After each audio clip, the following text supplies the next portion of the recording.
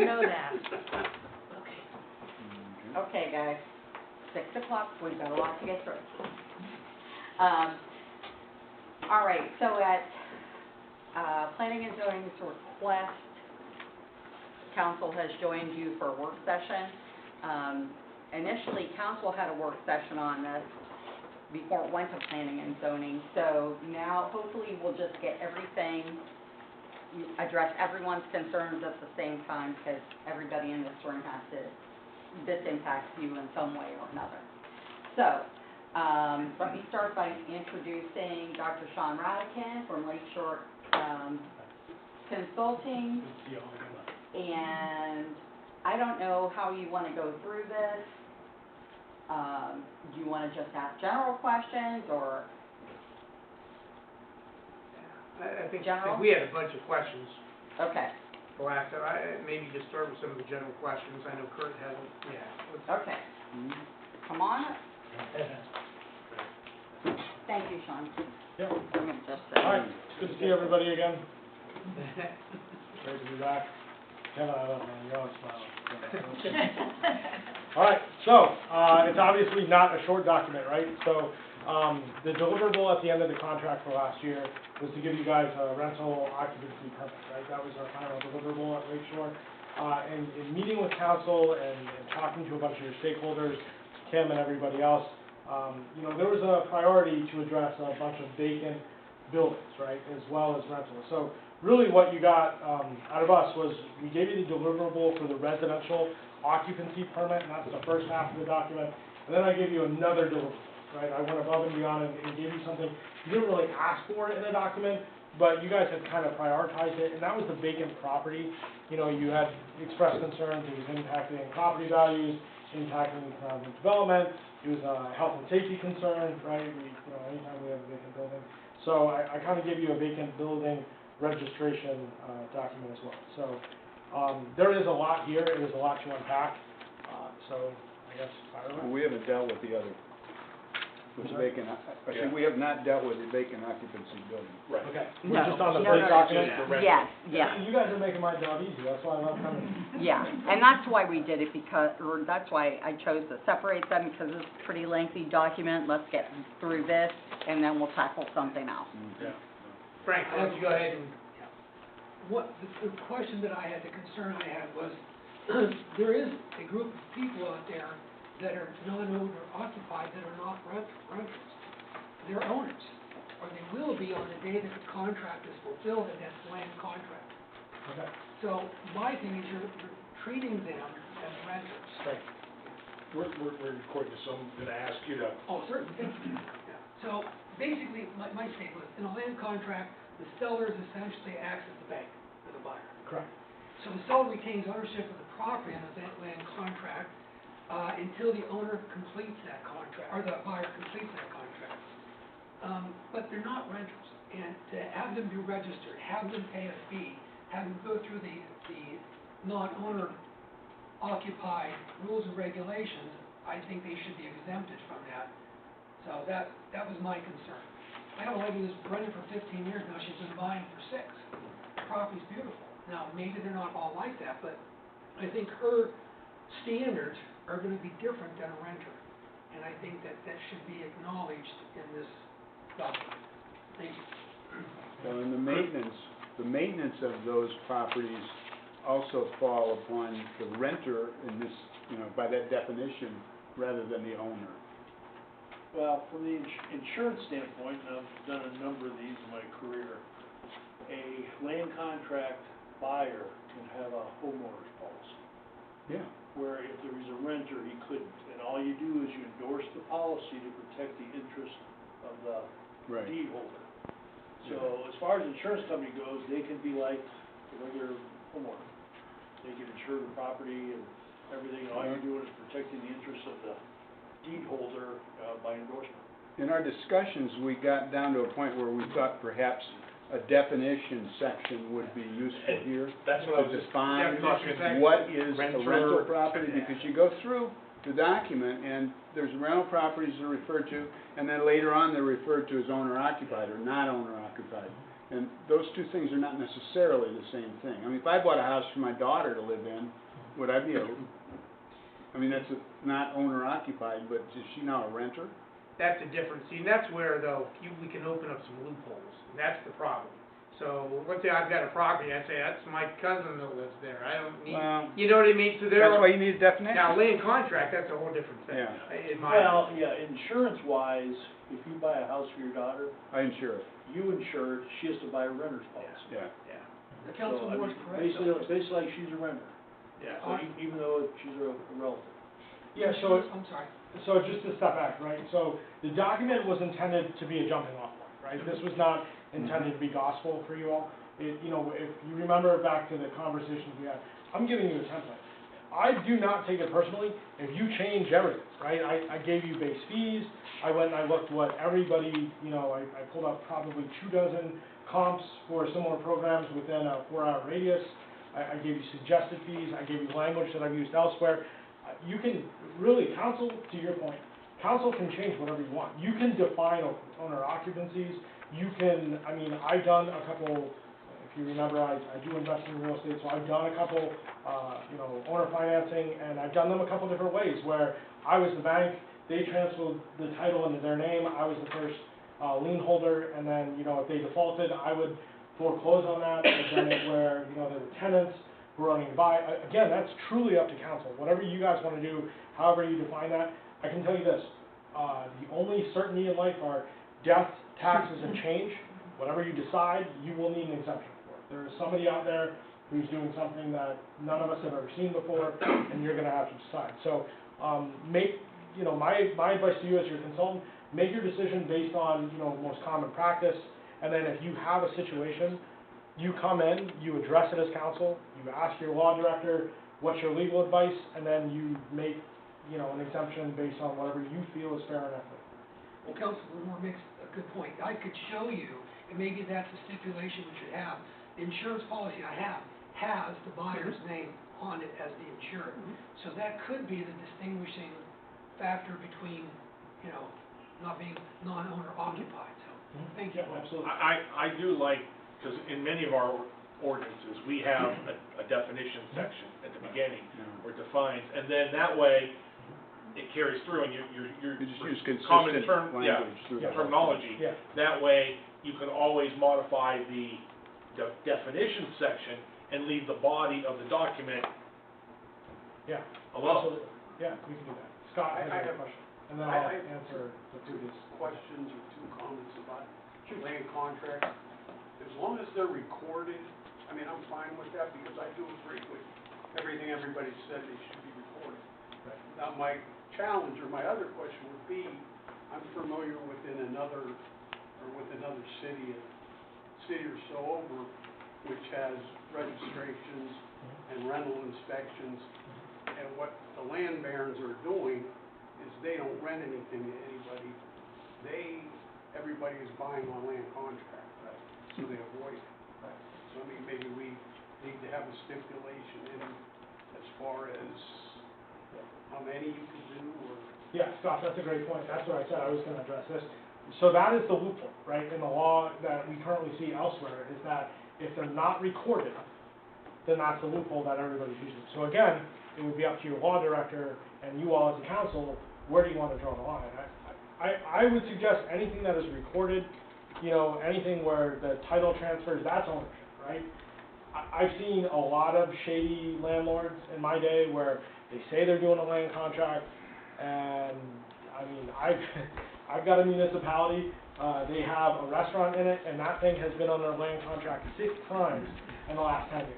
And it's just absolutely, this guy goes out, he finds somebody with $5 grand, hey, $5 grand down, I'll sell you my restaurant, you know, da-da-da-da. The thing never actually transfers, right? But the spirit of the document is that, you know, from an economic development standpoint, you're guaranteeing health and safety to, you know, the individuals that are not able to go to a bank and get their traditional loan, or for whatever reason choose to rent, right? It's up to council where you guys are gonna draw that line. I would recommend whatever's recorded in a legal manner that is acceptable by your law director, that's where it is. And then if anybody has a special use case, again, there's a lot of situations where somebody will buy a home for an aging parent. As much as I love my mother, she's still living in a trailer. I've offered to buy her a house numerous times. She refuses to do so. She absolutely would not be a tenant of mine. I would own that property, not charge her $1 to live there. Right. But that's family, right? So again, your law director, we can work together to define that, hey, this is a non-traditional rental. Really, you're looking at, you know, outside of family, outside of whatever, you are going to have, well, I'm trying not to use an inappropriate term, you are gonna have less, than ethical land contracts out there. It will exist, they exist today. So it is a loophole in legislation that is covered. I know a number of situations where the parents have given a house to a child because they didn't wanna go through probate or whatever, you Yep. know. Yep. So they turn it over to their children, now all of a sudden we've got the same thing going on. Yeah, so for that situation, it wouldn't fall as a rental because again, it's a gift from a family member or whatever situation where clearly there's not an individual making a profit off that, so that should be an exemption for you. But again, I would Okay. defer to the law director and whatever he feels comfortable with or whoever you're going for, whatever the arrangement is, your law director feels comfortable with it, that's what you should do. Okay, so we're gonna do definitions of rental property, owner-occupied property, is that correct? Land contract, and non-traditional rental. They have to be dealt with in the definition, Yeah. Okay, those situations. But I think it would help this document, since its title is rental occupancy permit, Yep. to define what a rental occupancy is, and then use that terminology throughout the document, okay. rather You're than gonna try start to wanting to go. list exceptions, I mean, again, let's Yeah. say you're. But you do that in the definition Yeah, section. yeah. Okay. What type of family member that, you know, is gonna be exempt from Yeah. this? Because again, there's a difference between a third cousin and Yeah. a son or a parent, you know? Yeah, immediate family, child. Yeah, typically it's immediate family. Yeah, Right. So, or immediate next of kin. If it is a cousin, it's because there was no child or no spouse. Yeah. Well, it could be a spouse too, Right. separated spouses, of you kin. know, you've got those kinds of Could be a, situations. yeah, it could be a legal requirement. And again, all those things are going to be something that, you know, your committee should vet on council's behalf and then make a recommendation to. But if we do it in the definitions, that way it's all Yep. legal up front, and Okay. Some of the other- Great, excellent, that was easy. You got it. Those are the main. Yeah, the code, the other thing that came up was code. I mean, building codes are changing, you've got electric code that changes over time. If you look at, I'm gonna say 80%, I'm gonna say 90% of the houses in this town would not pass the electrical code right now. Mhm. How are we gonna apply that? You know, are they gonna make a decision on what part of the electrical code they're gonna enforce? Or Council should. in building code? So you're gonna have people that are grandfathered in to begin with, and it really is gonna depend on the, again, not to supersede your law director, but it should depend on. He's not here, trust me, Because here. he's not the law. He's not the law director. I'm I always play with my TV. I'm referring to the name tag. I understand Patrick is doing this. I might have sent an email to the wrong person. No, I was referring to the name tag. And by the way, please send Patrick my best, I hope he's recovering well. But no, you know, it's really, it's gonna depend on the situation, right? If it's a single family, my recommendation, again, as your consultant, not as your law director, would be that, you know, you treat somebody who's a single family home differently than you're gonna treat somebody. If you've got somebody with 8 units and they're not up to code, that's completely different, Yeah. right? Oh, yeah. Like, but most of these things are going to be grandfathered in to begin with. You're gonna give them a runway to comply. You know, and it really depends on the, it depends on the code violation, right? So, I had another municipality who just had somebody come through, it was somebody who bought something out of foreclosure, and they failed their rental inspection, and the rental inspection was they didn't, their amperage in their main box. And my advice, if you've got less than 60 amps coming into your house, that should be updated, regardless if it's a rental or not. I mean, that 60 amps is just not feasible in 2024, 2025. It's just not, right? But if it's something you know, if you've got knob and tube and like it's concealed and not live, then, you know, or even if it's active or whatever, again, it's up to council, right? You guys should dictate what your, I guess, what is acceptable to you or not. And I would advise that you talk to a licensed electrician in that case and say, hey, this guy's got knob and tube, this is a fire hazard, right? So, that would Yeah, be my I don't wanna put too much of a burden on our associate service directors. They You can't. need to make this easy for them. Yeah. Yeah. So, the next step, once, you know, this is supposed to start in committee, and then it goes to council, and then it goes to Kim, and then it goes back to committee, and then it goes to council. And the end result of this is that you guys have definitions, you outline what's acceptable, right? A lot of communities talk about what's a bedroom, right? I've got a community who, man, they got a council member still trying to tell me that a 5x7 room is a bedroom. That is not a bedroom. I'm 6 foot tall, if I cannot lay down horizontally, that is a closet. There's no egress, it's 5x7, no windows, that's not a bedroom. But they're still fighting, like, hey, we wanna consider, again, if council votes that that's a bedroom, then that's acceptable. So the end result is, you know, it's gonna go here, you guys are gonna pass whatever you pass. I will take the document that you all are satisfactory with, I will create a checklist for these fine gentlemen. And you all are very smart, I was in your interviews, but we're gonna make it so easy that my 9-year-old can go down the checklist. Okay, are windows broken? Are there any open outlets, right? Is there any peeling plaster? We're not talking about, you know, making somebody, the document should be common sense. And I understand, trust me, I'm a consultant, I understand common sense is not common, but literally the document should be, to Don's point, that anyone should be able to pick up the document and run down the checklist with very minimal training, okay? And if there's anything there, they flag it, and then they kick it back, and you all discuss it. And for the first 6 months, you will have a ton of those. And you will amend whatever document you all approve, you think you're gonna get all the definitions, you're not gonna get it. Because you're gonna have somebody living in a barn that you don't even know about. So you guys haven't even talked about barn minimums. You're gonna have somebody living in an RV, right? And I had another community ask me about an RV resale. Well, it depends.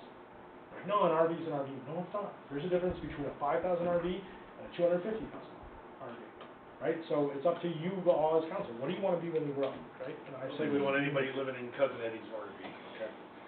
but you would be surprised. So, yeah, so the idea here is you're not putting the burden on them. You're all deciding as the elected officials what you want to do. I will advise you any piece of advice you want, I will give you. If you want advice on fees, I will give you that. I gave you what's fairly standard for a city your size in Northeast Ohio. There's at least a dozen comps that I pulled from. I erred on the little bit of a higher end. So, you know, typical things I hear, is this a money grab? No, it's not a money grab. You're doing economic development. You're guaranteeing a quality of life for anyone who lives in Portland.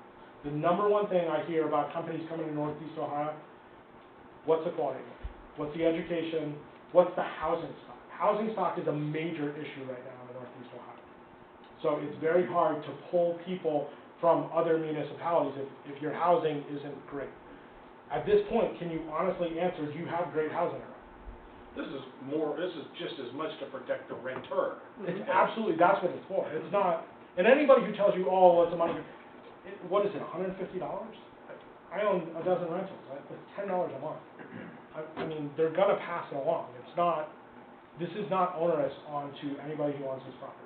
Does it cut into your profit? Yes. Are you gonna give, I fully advise you to give multiple months of runway for all this stuff. You know, we talked about giving 90 days and stuff like that. If you pass it now, have it be the first, and then tell them it's okay to have soft application. Flag something, give them a runway of 90 days or 120 days, depending on the severity. Obviously, you're not gonna tell somebody to paint their house in February, right? So give them 6 months to comply. But you shouldn't want a house that's got peeling paint on the outside. You shouldn't. Because you want to protect the people who live there, right? And I think we need a rolling start to this, because you're gonna have everybody at the same time be Yeah. responsible, Right.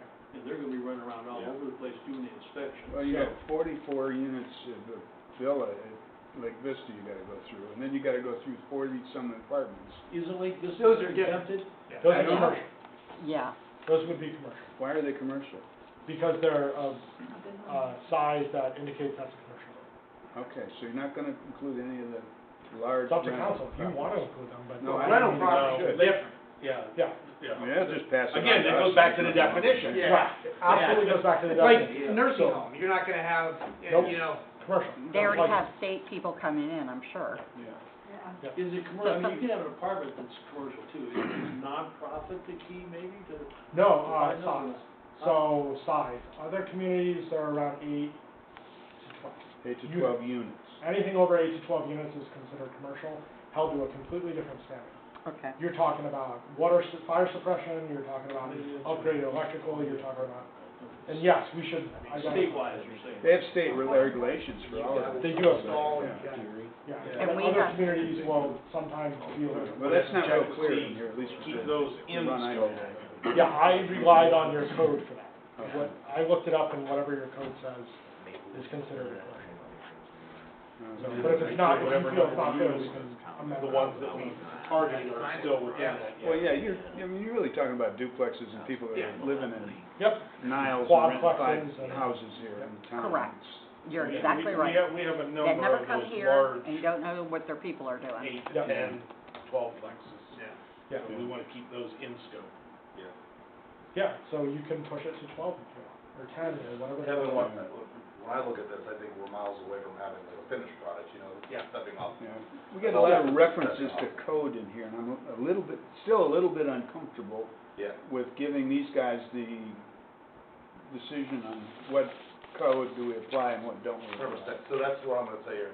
If I were to look at this, Not, and nothing against I you. would break it down into different categories, or maybe you're only starting with duplexes, triplexes, and quadplexes. That's it.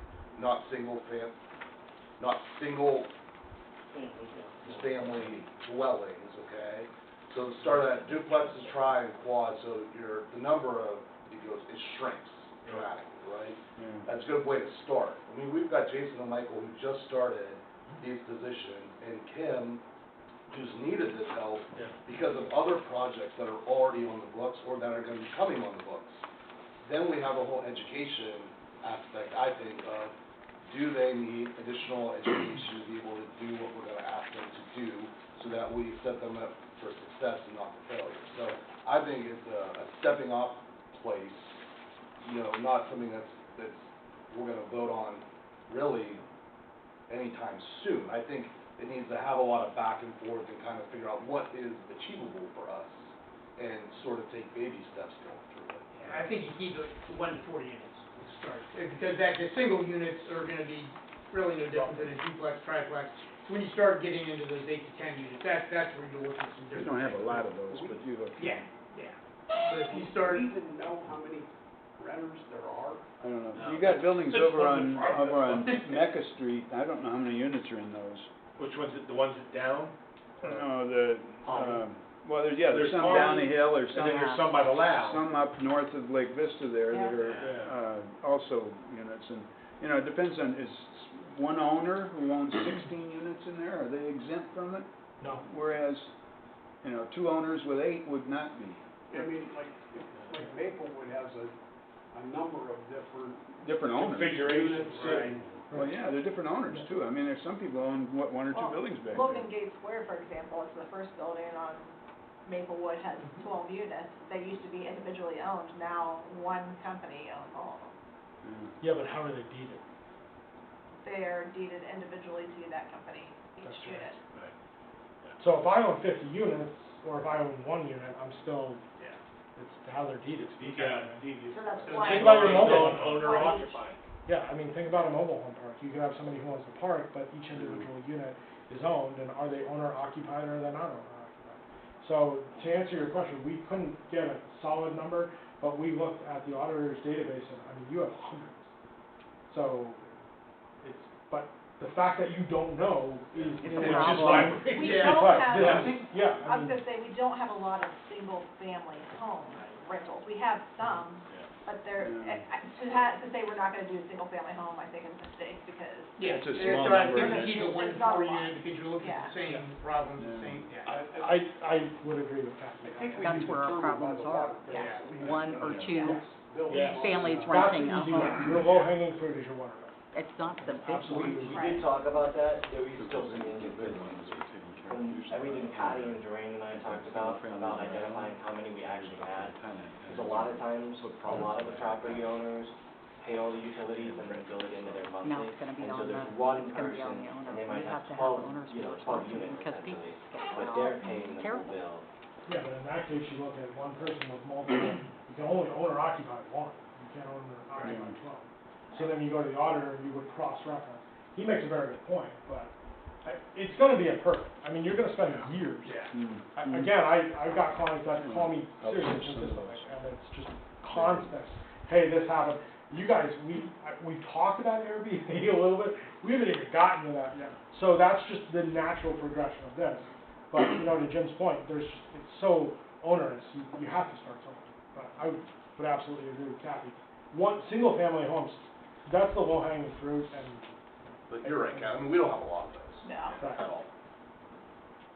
I think we have more, I think you'd be You're gonna have some surprised. condos in there. I would say you probably got more than you Some, realize. but, yeah, Right. it's not excessive. Yeah. Percentage-wise, it's smaller, but yeah, there's. Right.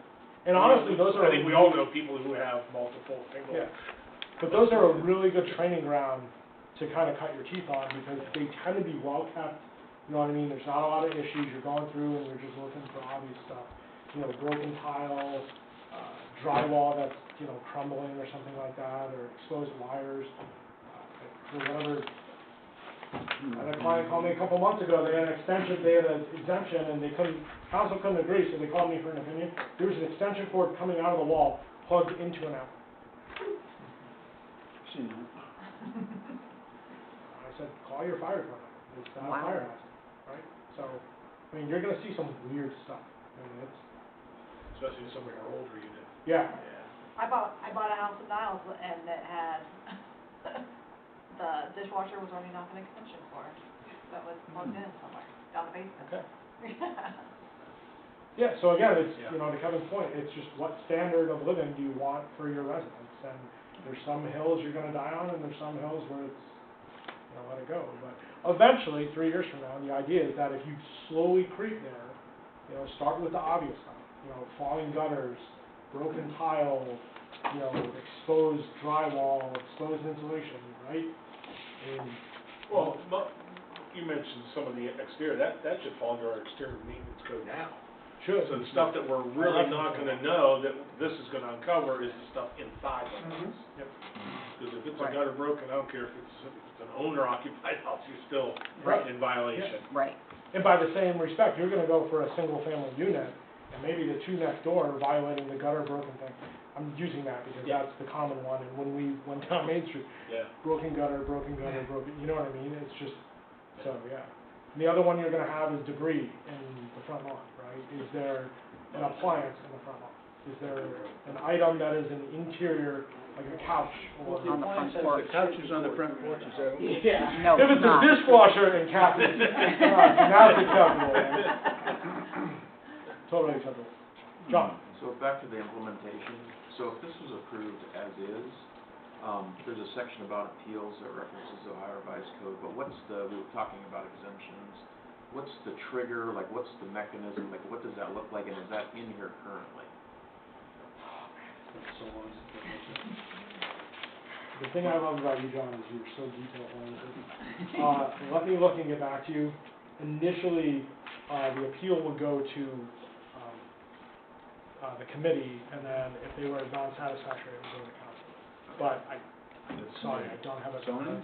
No, it would go to zoning appeals, I would say. You on the last page, yeah. Right. It's on the last Is page. that what you're looking at, you on the Got a last right page? to appeal. Yeah, but I don't know that that's what we're talking about right now. Oh, what's that? It's, Appeal. I thought I followed the same appeal that you have for any zoning people. Okay. The answer is that it should be the same appeal for any, what would you have if somebody had a zoning complaint normally? If somebody had a broken gutter and you cited and they wanted to fight it, what would you normally do? It goes to Zoning zoning appeals. appeals. Right, zoning appeals. And then if they don't like that, then they could take us Then to they go, court. right.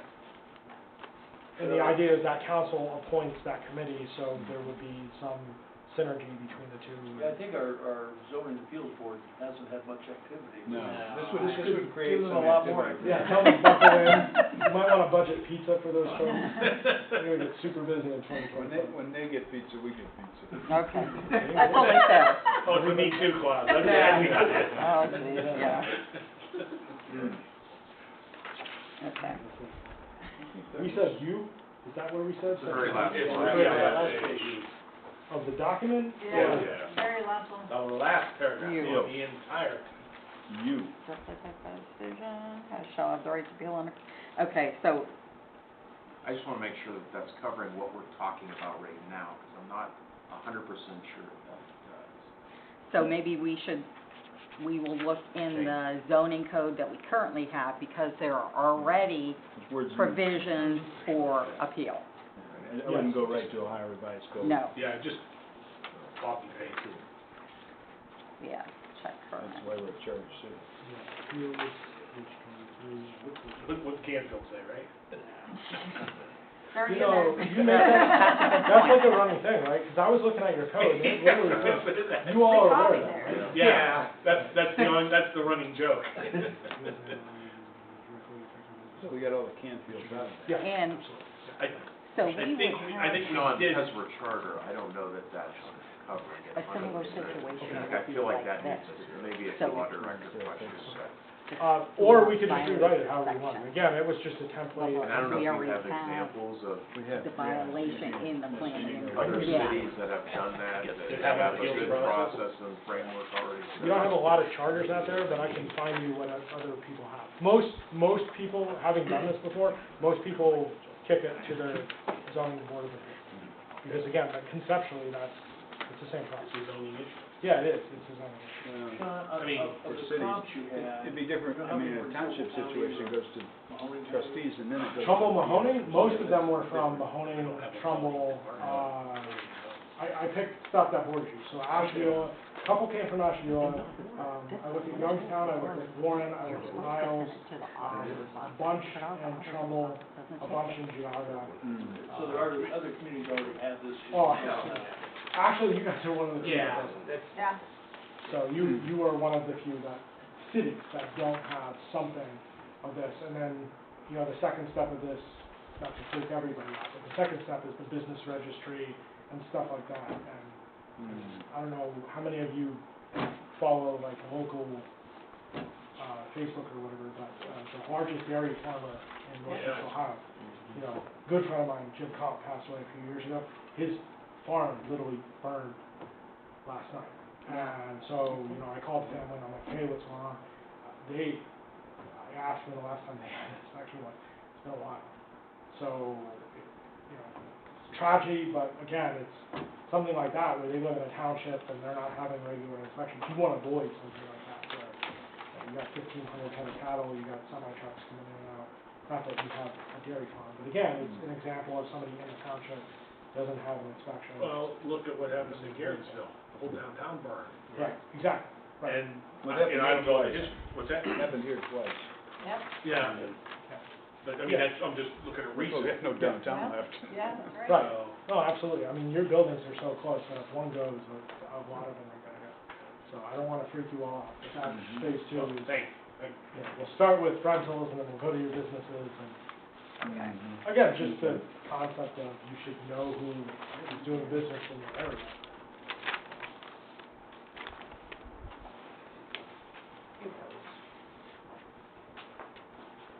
Any other questions for Sean? No, I just had some questions on the fees. Sure. But then again, that wasn't, you just pulled in. Yeah, I mean, I pulled, Yeah. I looked at comps, I It's looked whatever at, we wanted to be. it Exactly. literally is whatever you want to do. I thought it was, the part about 300, 200, 300, when you get down in the 1 and 2 range, it's confusing. It's Well, like, there's a couple why things isn't in it here, $100 a piece? there's a couple of conflicting statements in here. Yeah. The first one I see, and we'll have to address, is on the first page, C. Talks about 200 for a single, 300, and then 100 each for multi-units. And then it says that in the last sentence, all residential licenses expire, blah, blah, blah, after a non-refundable payment of 200. Well, wait a minute, is it 200 for the single, is it 200 for the 300? So, Yeah. it's, that one should just probably say, That's renewal though. It's on the renewal that it's 200. So everybody pays 200 after the first one? Okay, I thought it was, Oh, if you're multi, you're gonna pay, Nope. And should there be something, maybe I missed it, but something in here whenever a tenant leaves, you know, say they just sign a lease for a year and then they're out, should it get re-inspected at that point? before they rent it to another person? Right, because I know, You like, absolutely could. I have a property in Niles and I have to do that every time somebody moves out. somebody moves out. In order to get a new permit, I've got to have it Because then we inspected. can update our database on who the occupants are and things like that, yeah, I So think you that's. always know that. Brian, how much do you have to pay? I'd have to go look it up. I can't, Jill does all that.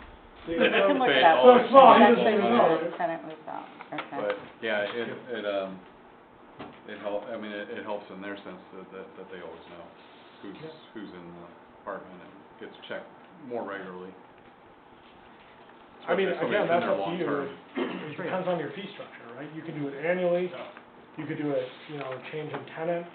I mean, but if you're going to do it for change in tenant, and to use that example, are you gonna, every time they go out, that's a cost center for you, right? So if you're gonna re-inspect within the same calendar year, maybe it's not the full fee, maybe it's half or something like It's that. prorated, yeah. Right, it's prorated. But with the same respect, if you have somebody, and this will happen, you'll have a rental that somebody ends up buying, if they paid the fee, they're gonna want a refund.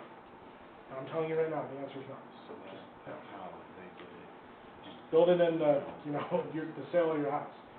Because you're gonna open up Pandora's box if you're giving refunds for inspection. That's a cat you don't understand. Kevin, it's in here now, how long I'll re-inspection. Well, I thought, in my opinion, I think that the first reinspection It's 200 should be included, because if you don't know you have a 300 if problem, you have 2 units. then if we have to come back a But it's second also time, 300 it should be if you have more 3 than units. 50. Right, So you got one shot to fix And then if what there's more we units, it's need. $100 a unit over that. This Right. one that's under That's- 50, The this one renewal, is It's $50. $50 for a reinspection fee. Yeah, this number of one's right units, after is the line calling out that it could be more than one time per year. subject to renewal on Because first day. it calls out, such rental occupancy permit shall be valid until a change or alteration. So that's The regardless of the property number of change units. or alteration of the authorized I don't know. occupancy That's a or good until there is question. a change in I tenancy don't understand. of the residential rental property. So how do we make it simpler? I don't You know. could have it, Just $100 per that unit person on, could get Well, the first three, it doesn't make any sense. the They four have tenant left. one unit They is have four tenants 200, in 1 year. 2 units is It would be the 200, owner would 3 get units 40. is, no, So in here, so we that's just need where to make that I just simpler. still wanna make sure we're very careful. I was looking at that as Friendly. if it might be Jason a and base Michael go out and amount they note plus something X wrong, dollars per unit. for them to come back and fit, you know, to re-inspect it would be $50. I'm like, well, like, when you're getting inspected the first time, you have no idea what you might be violating. So you think, So- okay, I know A, B, C. Okay, I didn't know about those, so you get one shot to fix it, and if you have to come back again, because you didn't fix it, then you get more of a penalty.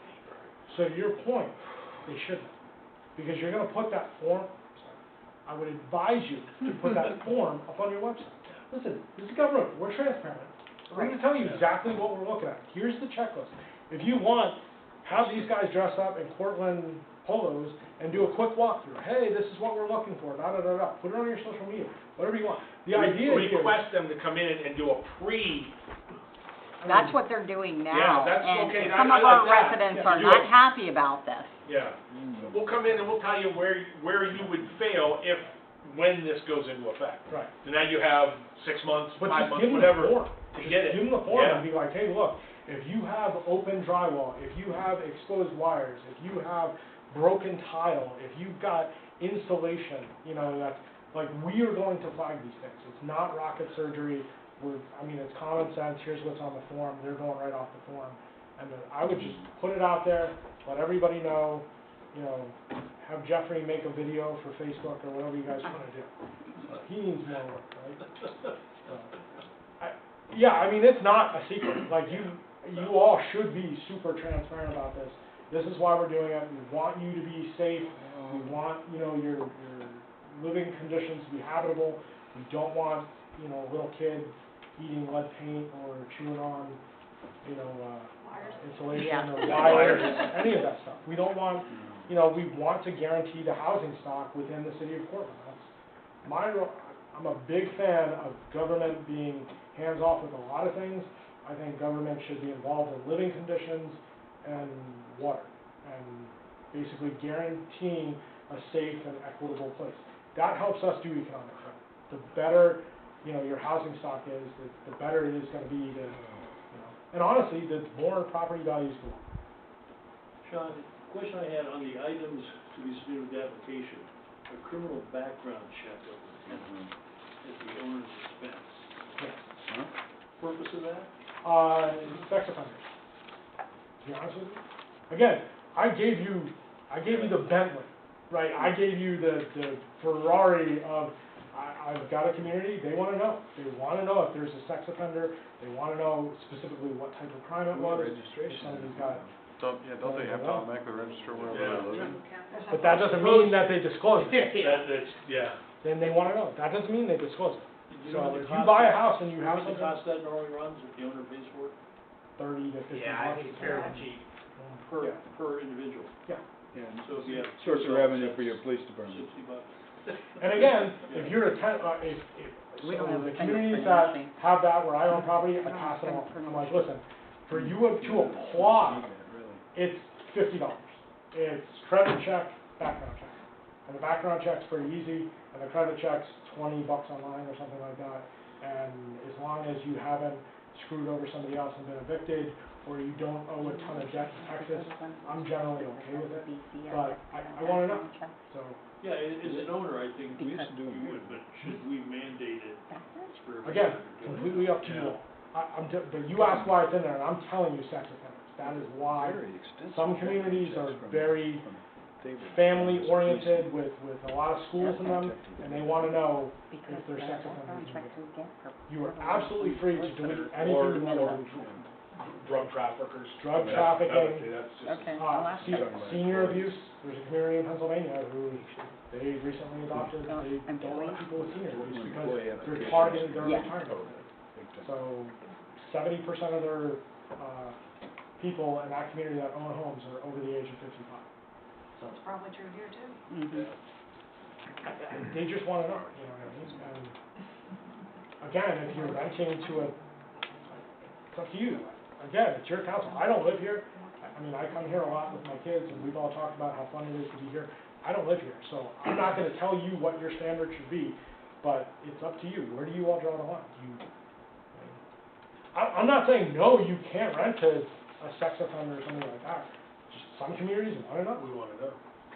And that goes on to the police department, and they just keep an eye on that individual for 6 months or whatever, extra patrols. And it's up to That you. sounds like a Patrick question there, for Yeah. sure. Because, I mean, it's, it's an Ohio state law for sure, they already have to register, it goes to the court. They register, but they don't disclose. No doubt. Right. But the police department already knows. Yeah. So I think, that type of thing is definitely a Patrick question to, Yeah, absolutely. Yeah, I mean, Patrick should sign off on all of it. We do I don't know what background I'm doing checks some for illegal. peddlers, Yeah, but door they're- to door. But they are, that's what I was telling Kurt, they are very superficial, absolutely superficial. A The BCI, warrants.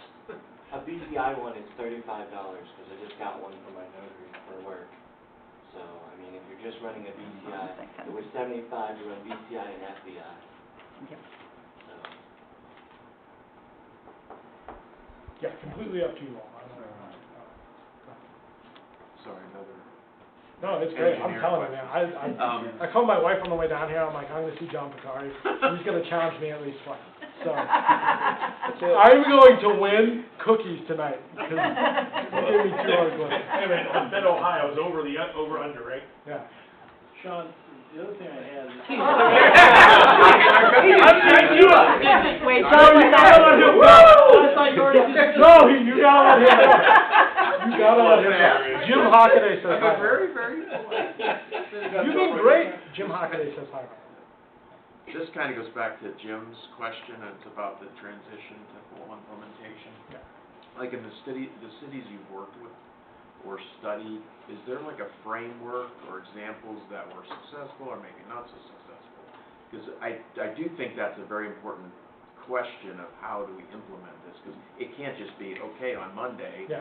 you gotta go inspect, we don't even know how many. Yeah. So Right. is there like some example or do you have any advice, I guess? Yeah, my advice would be give them at least 90 days. Tell them it's coming, publish the checklist, publish the ordinance. You're going to have your hearings anyway, which, I mean, let's be honest, like, you know, the general public doesn't come to your hearings, right? Nope. So they're going to hear word of mouth. So publish it, give them at least 90 days. Maybe you want 6 months, goes into effect June 1st. And then my advice would be whatever you all decide, pass it. And then if you want to waive the fees for the first inspection, re-inspection for the first year, then as council, waive the fees for the first re-inspection for the first 6 months, or whatever forgiveness you want to do. That would be my advice. But you should absolutely give them at least 90 days, if not 180 days. That's everybody, it's not that we look at duplexes first. I would give this, everybody. just And I- Everybody yeah. across the board, if you're Right. affected by this. Yeah, absolutely. Depending on when you all finalize it, right? So, Well, you gotta find them too. yeah, like, let's be honest, this is government. You're probably, it would be expeditious if you did it by the end of the year. So if you want to have it be in place June 1, again, you're going to have people with exterior issues that cannot physically take care of those issues during the winter, during your January, February, March. They're just not going to be able to do that. So, you know, I've got a very expensive house. It is brick. My front steps were crumbling. They started crumbling in January. I literally couldn't fix them until late May because the concrete couldn't cure. We couldn't get enough nights of 50-degree weather where, so it was ugly as heck. My wife was embarrassed, but the reality of it, you know, the village that I live in, the guy came by and he's like, hey, I'm not going to cite you, da-da-da-da. Here's your written warning, and, you know, pretty well known. So I was like, you know, I can pay to have it fixed. I just need, you know, 4 or 5 nights for the cement to cure. Just be reasonable. That's my guidance. So, just what would you like if you were owning a bunch of these rentals, and how would you like to be treated? So I would give them at least 3 months, if not 6, depending on when you pass it. So, but if you all want to start telling people, hey, it's coming now, this is going to be the main highlights, and then we're going to work out all the final details. I mean, that's not a bad idea either. So yeah, I would do a soft ramp up, give them plenty of time. And I would be lenient with it. Have you worked with any municipalities or cities that have had either a website or a video or something like that Yeah, most of them do. Most of them put it on their website, and they've got a zoning page, and then they've got the forms, like, hey, you want a shed, here's the form, da-da-da-da, and then they've got a link to residential occupancy permit. You click on that, there's a link to your code, there's a PDF of this document, there's a PDF of the inspection, there's a sample PDF of whatever else you want, and then some of the fancier ones have the young guy do a YouTube video and like, hey, here's what we're looking for. You know, you frequently asked questions, like, you know, siding, you know, all this stuff. So, that's, you know. Find a bad one, and this is what you don't want. Yeah. I mean, honestly, yeah, like most of things in America, right, it's written because somebody, why do we have labels on coffee? Because some woman went through the drive-thru, got a cup of hot coffee, and sued McDonald's. Most of your code is going to be because you had a bad example of somebody doing something, and now you don't want any of that at all. That's why we have background checks in one of the communities, because they had a situation where somebody was a sex offender, and they felt they wanted to know. So again, it doesn't preclude them, but I mean, it's mandated by state law, and they want to know. They're exercising their right to be notified. The other comment I had would be, If you get 3, I get brownies, just so you know. items needed, proof of liability insurance. Absolutely. I mean, it's not in here, but to me, that makes sense and probably very easy for the owner to apply. Yeah, if that's not already in your code, yeah. I don't know. Just, Yeah. to me, you get insurance hat on. Yeah. I see that as something Yep. that I have. You can have proof of liability insurance. You can also, if you really want, you can mandate renters insurance. I've seen some communities, yeah, you're like, yeah, but do you know how much renters insurance is? It's like $100. So I mean, think about all the families that have something happen. No, it's not. Maybe not anymore. Yeah, I pay like 300. I pay over Okay, 300. it depends on how many assets. Well over 300. $200? 3, 3? 300. 350. That's my walls and Minimum condo premium insurance. is probably. It might be 380, I don't remember. That's different That's than what tenant he's paying insurance. too then. You're paying walls and condo. Yeah, that's Yeah. different. Oh, That's the interior. They call it. Cabinetry and things like that. Well, That's- No, I was thinking straight renters Yeah, insurance. straight renters. That hooks onto your auto Less than policy. $10,000 a Normally, month. that's Straight something renters. the owner would I'm not responsible Yeah, for it. I've seen that where the owner requires the renter. I require it for all my jobs. Yeah. I do, it's just saying. But for a city to require the renter to have it. Yeah. I mean, Yeah, the owner makes more sense, because if a tenant is in another property, there's liability. Yeah, I got another one for you. I got a community, not only do they require liability insurance, but, I've got a community, just had a fire, and the insurance company is slow paying the demo, it's a total loss. They're slow paying it, so the municipality started assessing hazard fee or whatever from their health department. Insurance company tore that thing down. 6 months. It was a burned out shell for 6 months, and it stood on the corner, and you know, people are riding by, kids are playing in there, there's a dumpster out front, I've seen raccoons coming in and out of that thing, like, it's a hazard, right?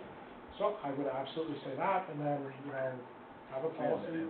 Again, think about the worst case scenario. Do you want a burned out house where if you require insurance, the insurance company's gotta pay for it, they're just slow paying for it, so it's been 6 months. That would apply to everybody, not just renters. Well, he was talking liability. Yeah. for the I'm thinking of the house upon, for mine, the trade it, who does with that? You have one too? Well, it's damaged, and I don't know if there's anybody living in it, and. Oh, the tree and- fell? Yeah, and, I mean, it's tarped up, but what's the There was a burned out one down in Deer Creek area Oh, yeah. Yeah, right Yeah, there, there. on the corner there. Yeah. So ideally with, this type of program, if that was a rental, you would know that it was abandoned, or it was vacant, or whatever, and then you decide what do you wanna do there. So, if you deem it, just so you know, if you deem it as a health hazard, you can tear it down and assess the tax. And we don't have a health department. So what's really next? We Just can use having those council get from a together and kind of come up with the exceptions, then how you want this worded, the fee structure, how you want it. And again, if we're concentrating on 1 to 4 units for now, as far as taking a jump off point, that's probably the best. That way it doesn't keep getting kicked down the road, and we can kind of, start to notify people and hopefully come up with a date. Let me, Hold on, John's got his hand up, we gotta, I have to make sure it gets brown. I appreciate that so much. When we to your point, Donnie, about when we started this off, we started talking about some what-ifs, like, land contract, that type of stuff. Do you think what's your advice, I guess, on, do we specifically identify those in this document? Yes. Or do we allow it to be addressed as part of the exemption process? I think based on the passion I've seen here for it, I think you need to identify.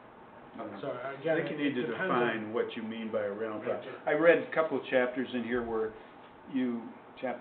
paragraphs where you refer to something as a rental, and then a little bit later you refer to it as non-owner occupied, and then pretty soon it's dwelling.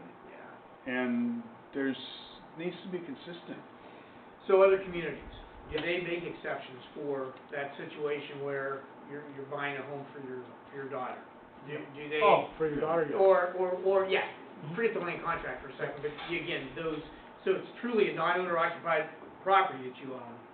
It's not a rental property per se, but it's a family member that you're purchasing a property for. I mean, have you You seen? could use immediate family member as it could be a See, spouse. that is something that's common in others. In a divorce situation, you could have that come up. Probably wouldn't, but you could. Just be sure and get the background check. Yeah. That's probably why the spouse is living over there. Probably why there's a divorce. Nice. Well, whatever. I don't know if that's happening anywhere, but. I have a question. Okay, my only concern about starting out with the 1 to 4 residences is, what about the allegation of selective enforcement? I don't know if that's selective. If you're picking certain 1 to 4 units and not other 1 to 4 units, but if you're selecting a certain, phase that you want to go in. I don't know why we don't, this is my opinion, I'm just one person, but I don't know why we just don't implement it. I mean, you could. There's going to be I mean, different we rules. just It's talked going to about be this two as separate transition. documents, though. You're going to have two, correct? I mean, you're going to have two.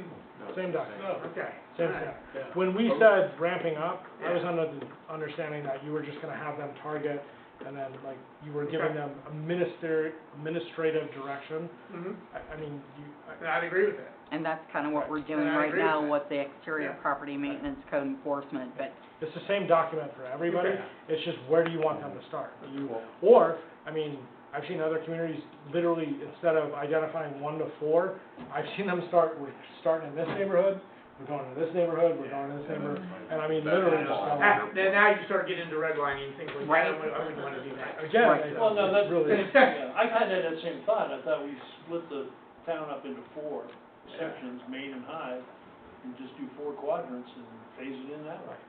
the only, so, again, as part of my contract, I'm gonna help them ramp up and all this stuff. I would just advise you for the first 3 or 4 months, have them do it together. Okay, so that they're basically making decisions together, and you don't have one person doing it this way and another person, because most of this, honestly, I try and take all the subjectivity out of it, but honestly, you're gonna have people that are lenient, not lenient. Have them do it together for at least the first month or 2, and that way they make a decision, hey, this is unacceptable, and they learn together, that's the only thing. Because you have to. You need to look for conflict of interest too.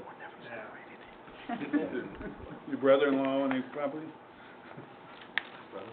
Rental property in town? Well, yeah, if there's any direct family members, you obviously wanna have the other one Do it, present yeah. at all times, going forward. That's, Really again, be careful of it's up that, to you 'cause as that's a where council. things start to go Mayor, off track.